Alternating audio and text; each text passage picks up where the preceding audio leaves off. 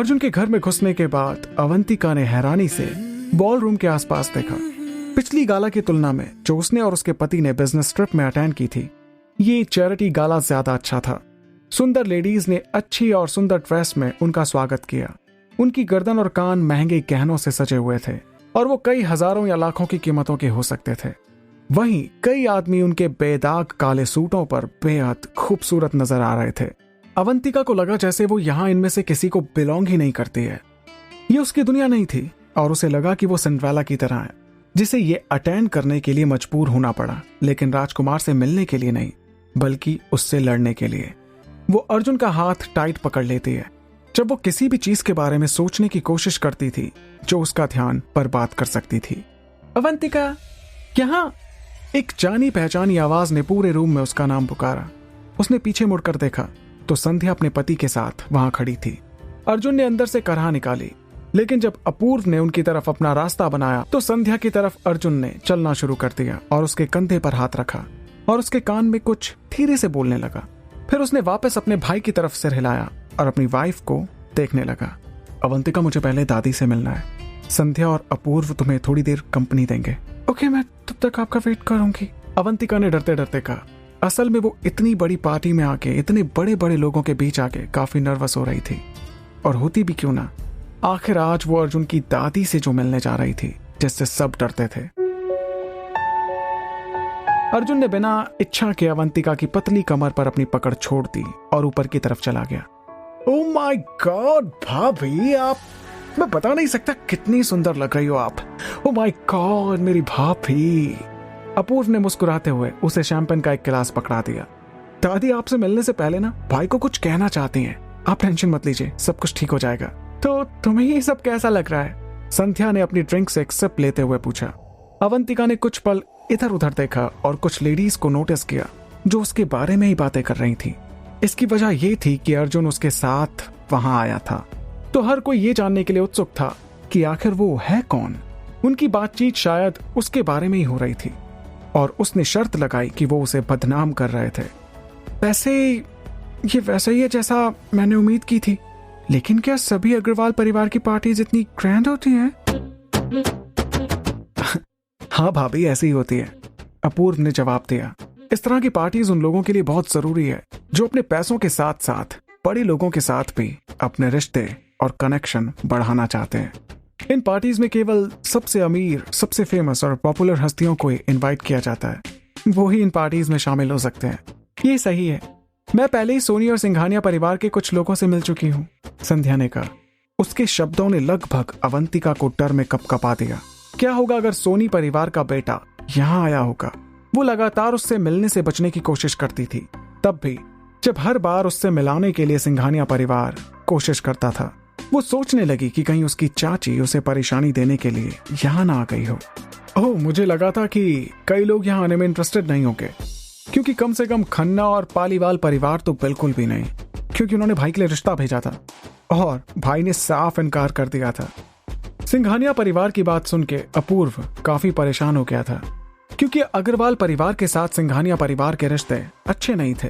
इसलिए उन्हें यह दिखावा करना होगा कि उनके बीच सब कुछ ठीक चल रहा है। संध्या सोचने लगी और उसने अपने पति के चारों तरफ एक हाथ लपेट दिया जो उसकी बातचीत में अटेंशन नहीं दे रहा था। इसका मुझे बिल्कुल आइडिया नहीं है, लेकिन अपूर्व, मुझे लगता है कि ये अवंतिका को दादी से मिलाने का समय है। अब सब कुछ ठीक होना चाहिए, क्योंकि ये पहले से ही ज्यादातर मेहमानों से मिल चुकी है। संध्या ने जवाब दिया। तो हमें जाना चाहिए फिर।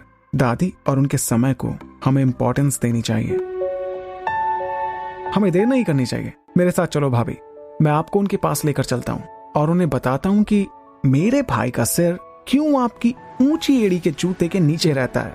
अपूर्व ने अपनी भाभी के लिए अपना हाथ आगे बढ़ाया। अवंतिका ने उसका हाथ पकड़ने से पहले उसकी तरफ देखा। उसने अपूर्व को उसे पार्टी में ले जाने की अनुमति दी। लोग वाइन पी रहे थे और नाच रहे थे। हर जगह म्यूजिक गूंज रहा था। वे भीड़ के बीच में से निकल गए। फिर वो एक सीढ़ी की ओर मुड़ गए जब तक कि वे वीआईपी एरिया तक नहीं पहुंच गए। रूम की जगह बहुत बड़ी थी। ये नीचे से एक अलग जगह की तरह था। 2 सोफे पर बहुत सारे सफेद तकिए रखे हुए थे। एक तरफ सर्वेंट सारी चीजों को चेक कर रहे थे, जबकि दूसरी तरफ नौकर खाली ग्लास में वाइन डाल रहे थे। अर्जुन के साथ एक सोफे पर एक बूढ़ी औरत बैठी हुई थी। अवंतिका ने उन्हें हैरानी से देखा। क्योंकि वो अभी भी अपनी उम्र के हिसाब से बहुत सुंदर थीं। उनकी आंखें अभी भी चमक रही थीं। उनके लंबे सफेद बाल ढीले कर्ल में बने हुए थे। उन्होंने एक सिंपल पर्पल ड्रेस पहनी हुई थी, लेकिन ये उनके होस्ट के रूप में उनकी वैल्यू को कम नहीं कर रही थी। चाहे जो भी कारण हो, अवंतिका ने महसूस किया कि उस औरत से उसके लिए अप्रूवल लेना आसान नहीं होने वाला है। उनके और अर्जुन के साथ रूम में 2 लोग और मौजूद थे। एक बूढ़ा आदमी था जो अपनी जगह पर एक अजीब एक्सप्रेशन दे रहा था। दूसरी एक यंग लेडी थी। अवंतिका को पूरा यकीन था कि उसने इस लेडी को पहले कहीं देखा है। इसके बाद उसे कुछ याद आया। क्या ये वही लेडी थी जिससे अर्जुन क्रूज में पहली बार मिला था, जिसे अर्जुन ने साफ साफ मना कर दिया था, जो अर्जुन पर लाइन मार रही थी? जब अपूर्व वहां एक जानी पहचानी लेडी के साथ पहुंचा तो श्रेया ये देखकर हैरान रह गई। उसने अपना हाथ उठाया और वो सदमे में कुछ बोल ही नहीं पा रही थी। तुम? उसने अवंतिका की तरफ इशारे में उंगली उठाई। अर्जुन की गर्लफ्रेंड? अवंतिका की आईब्रोज ऊपर की तरफ उठ गए। क्या गर्लफ्रेंड? वो किसके बारे में बात कर रही थी? वो निश्चित रूप से अर्जुन की पत्नी थी, ना कि सिर्फ गर्लफ्रेंड। श्रेया, क्या मैंने तुम्हें अच्छी तरह बिहेव करने के लिए नहीं कहा था? एक बूढ़े आदमी ने एक ठंडी आवाज के साथ श्रेया को वार्निंग दी। श्रेया ने शर्म के साथ अपने सिर को नीचे कर लिया। अपने बड़ों के बीच की बातचीत को काटना और मैडम अग्रवाल के मेहमान पर उंगली उठाना उनके लिए काफी रूड था। मैडम अग्रवाल, श्रेया के इस व्यवहार को माफ कर दीजिए। विपुल खुराना बहुत सालों से अग्रवाल परिवार का फेवर लेने की कोशिश कर रहे थे। इस तरह से वो श्रेया को अग्रवाल परिवार के बड़े बेटे से शादी करने का चांस ढूंढ रहे थे। अग्रवाल परिवार के स्टेटस से उनके स्टेटस में भी बहुत सुधार आ जाता, लेकिन उनकी उम्मीदों को ठुकरा दिया गया क्योंकि अग्रवाल परिवार के सबसे बड़े बेटे अर्जुन ने श्रेया से शादी करने के प्रपोजल को रिजेक्ट कर दिया और एक मामूली लड़की से शादी कर ली। मैडम अग्रवाल ने एक हाथ लहराया और अपनी आंखों को अपने पोते और अवंतिका को देखने के लिए उठाया। अरे, इसकी कोई जरूरत नहीं है, माफी तो हमें मांगनी चाहिए। अब चूंकि हमारे अर्जुन ने श्रेया को ठुकराकर इस लेडी को चुना है, तो हमें उसके फैसले का सम्मान करना चाहिए। अगर अर्जुन ने हमें पहले बताया होता तो हम अवंतिका को उसके साथ डेट पर जाने के लिए सेट करते और ये गलतफहमी कभी नहीं होती। उसकी दादी ने बड़े प्यार से विपुल खुराना को कहा। ये सुनते ही विपुल खुराना का मुंह खुला का खुला रह गया। उसे कुछ समझ नहीं आ रहा था कि वो कहे तो क्या कहे, इस बात का क्या जवाब दे। ये साफ था कि अग्रवाल परिवार के पास अर्जुन की उनकी पोती से शादी कराने के लिए कोई एग्रीमेंट नहीं था। इसमें कोई परेशानी की बात नहीं है। इसके बाद दोनों ने एक प्रपोजल पर साइन किए। असल में विपुल खुराना यहाँ एक प्रपोजल को लेकर आए थे और तभी अपूर्व अवंतिका को लेकर वहां पहुंच गया।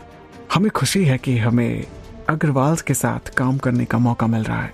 इसके बाद वो ये कहते हुए सोफे से उठ खड़े हुए और श्रेया को फॉलो किया, जो अभी भी काफी उदास थी। बेटा, अब हमें जाना चाहिए। आओ, आज रात की शानदार पार्टी के लिए थैंक्स मिसेस अग्रवाल। अर्जुन ने अपनी दादी को खड़े होने में मदद की। उन्होंने विपुल खुराना के साथ हाथ मिलाया और श्रेया को एक बार देखा। उन्होंने प्यार से उसके सर पर भी हाथ रखा। वो अवंतिका को कोई आइडिया नहीं देना चाहती थी कि वो किसी दूसरी लेडी में इंटरेस्ट रखती हैं, खासकर उसकी प्रेजेंस में। जब विपुल खुराना और श्रेया ने वीआईपी एरिया छोड़ा तो अर्जुन ने आगे बढ़कर अवंतिका का हाथ थाम लिया, जिससे वो अपनी दादी को ग्रीट करने लगा। दादी, मैं चाहता हूं कि आप मेरी पत्नी अवंतिका से मिलें। मैडम अग्रवाल ने उसे सर से पैर तक अच्छी तरह से देखा। तुम होता कैसे होता है जानना, इश्क विश्क प्यार प्यार लफ्जों में कहा,